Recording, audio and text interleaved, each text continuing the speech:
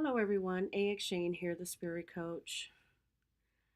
I just wanted to do a video to talk about some of my own personal experiences with certain individuals and how they become learning lessons for myself. As I stated in a previous video, that I want to share my own personal experiences because that's all that I can share is what I've experienced and how I've learned from those experiences. And I do want to apologize if you guys hear a lawnmower in the background or my garage going up. My prayer room that I'm in now is actually sitting directly over our garage. And because my husband's outside mowing the lawn, bless his heart, he's going in and out of the garage. So you may hear it a couple of times, so my apologies. But I do want to go ahead and just do this video because it's on my heart right now. And I just want to talk about it. But as I was talking about, an experience that I've recently encountered with an individual that is very dear to me has really, here's the thing, this person has always been irresponsible. Okay, so this is nothing new. I personally was hoping that they would start to become more aware of their circumstances and their behavior to push them in another level in their lives so that they can start becoming more responsible, or should I say, a more responsible individual. This person is going through something really hard right now. Um, they have um, recently been diagnosed with cancer, and they have dealt with it, but unfortunately, the cancer has spread it to other areas within their body. And let's just say they're not doing what they need to do in order to live a healthy life, especially knowing you have cancer. Many of us know that cancer is very deadly. It takes lives each year, many, many lives. I can't calculate the numbers because I don't know the numbers. I do know that I lost my mother to cancer. She had brain cancer, and it was a very slow process of watching her slip away. And now that this individual who is dear to me, who knows that I lost a parent to cancer, they too now have cancer, and they're not being responsible with their health. But that's just only the base part of the situation, and how I'm having to kind of tilt the scales a little bit, should I say. This individual had called me a couple of months ago and asked to borrow money because they needed to get some medical supplies.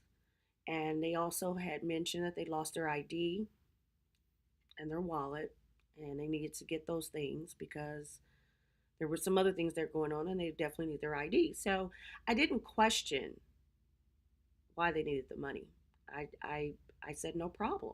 I'll give it to you. Matter of fact, I'll give you a little extra because my heart was really going out to this individual. And I know what it's like to kind of struggle a little bit, and especially when you feel like you don't have anybody in your corner. Thank you, sweetie. And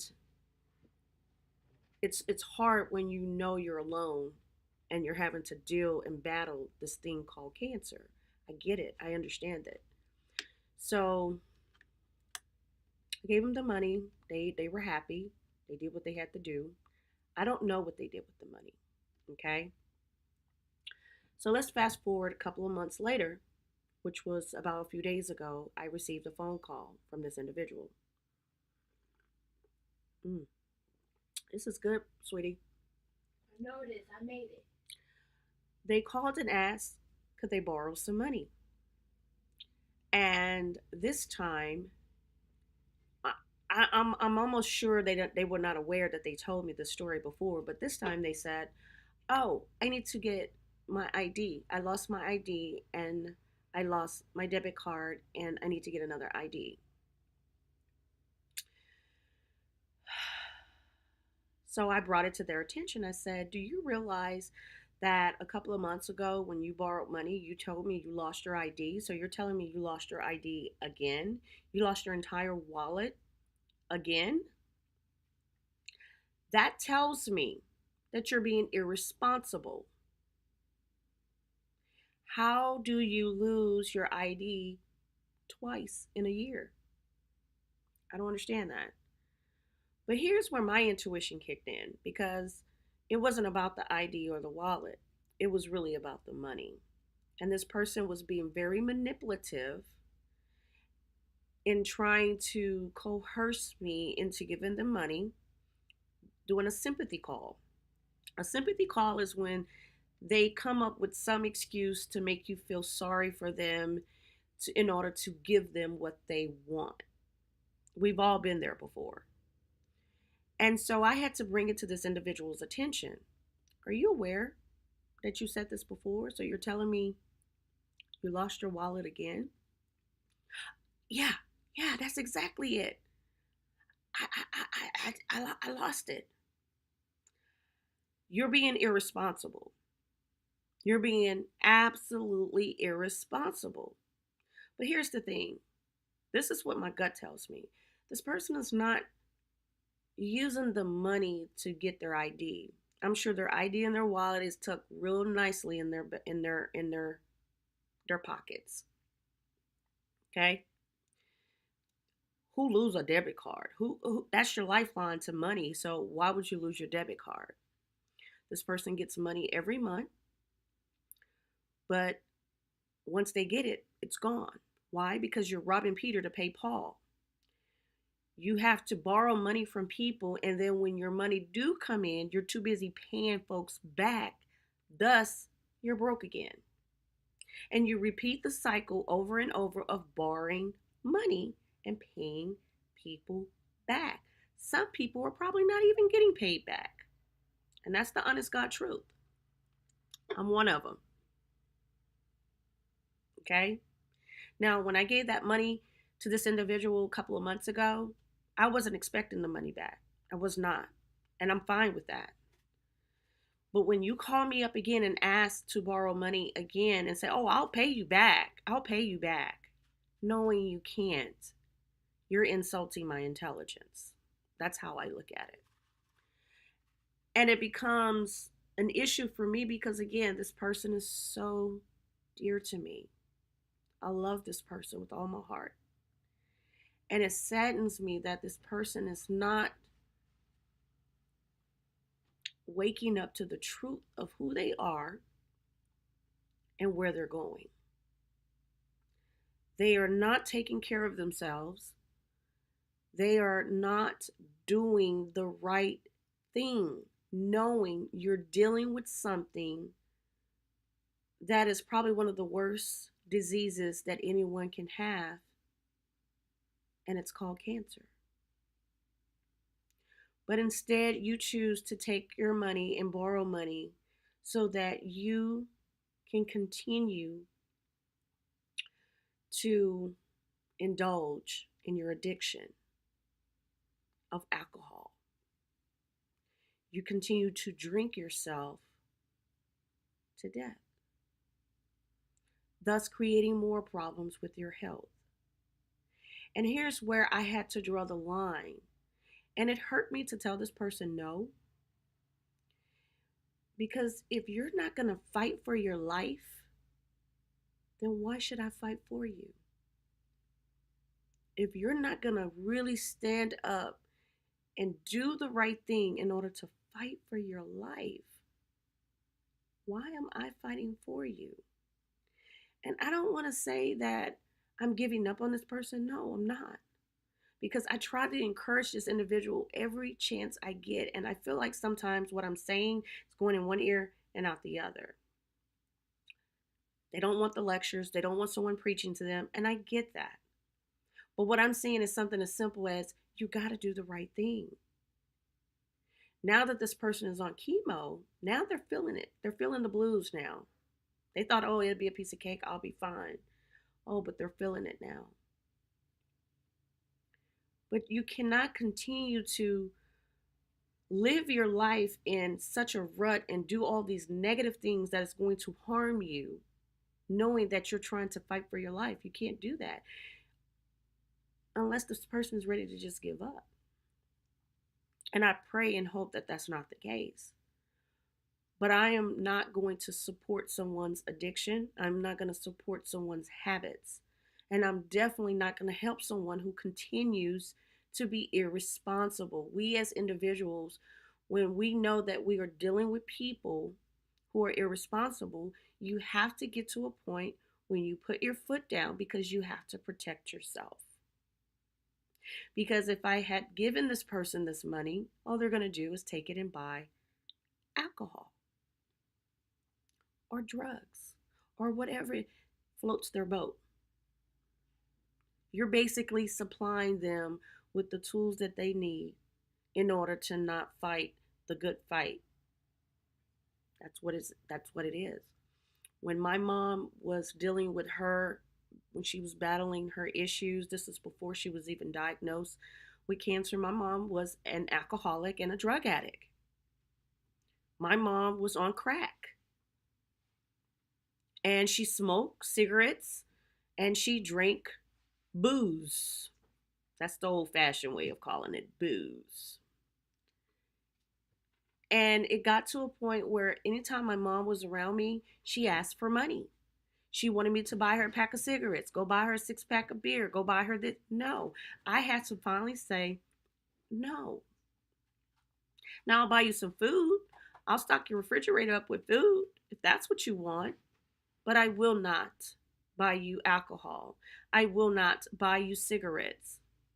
I won't do it. And I stopped. She got upset with me. And it got to a point when eventually she figured it out. Now, yes, I'll probably buy her some food, but she'll turn around and take the food and sell it. It was that bad. But I lost my mom, and she's no longer here. And I often think about what if she had done things differently? What if she had done this? What if she done that? And I can have those scenarios play many times in my mind. But when people choose, make the choice to live irresponsible, that is their choice. I can't interfere with that choice.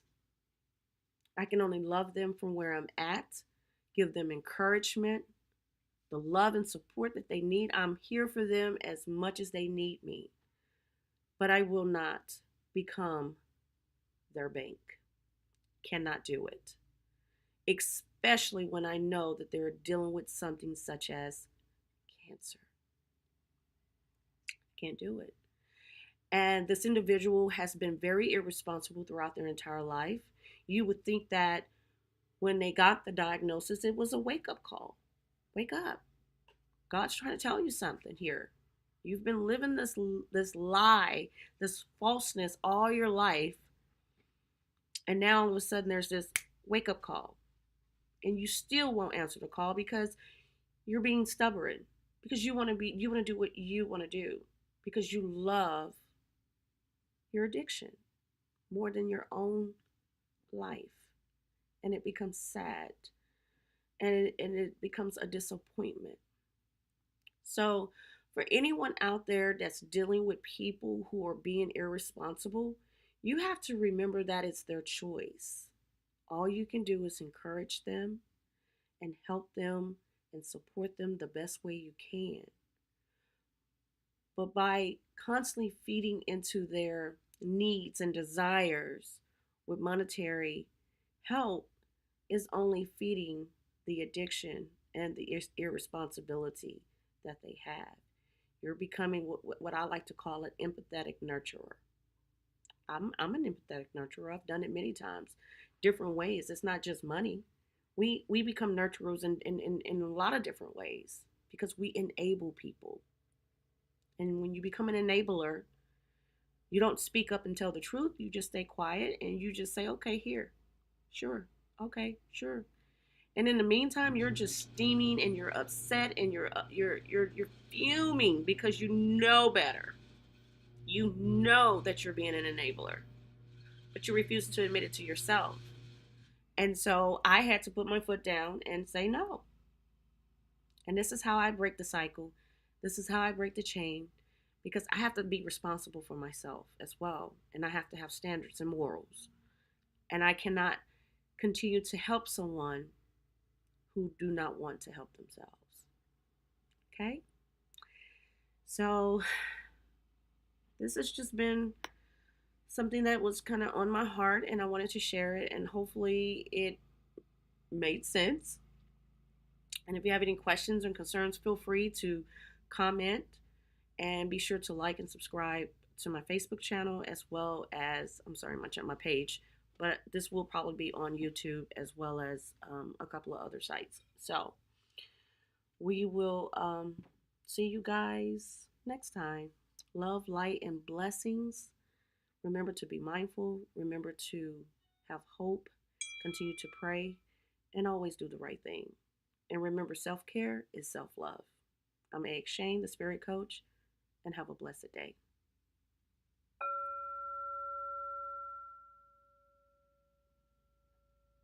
Butterflies.